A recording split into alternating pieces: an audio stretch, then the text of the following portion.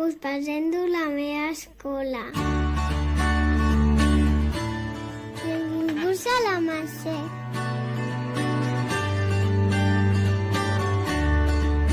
En aquest edifici és tan xulo que són d'infantil.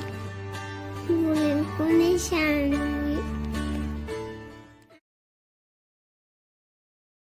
Altre pas endavant per oblidar els darrers records de la pandèmia per Covid-19.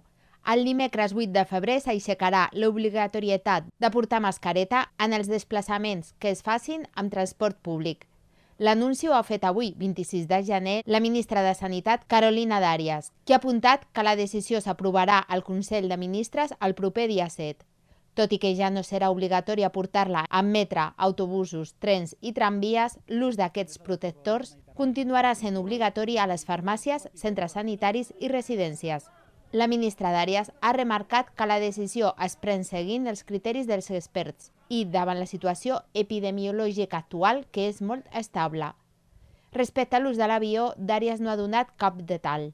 Aquesta decisió arriba quasi un any després de l'obligatorietat de portar-la als exteriors, que va ser el passat 10 de febrer del 2022.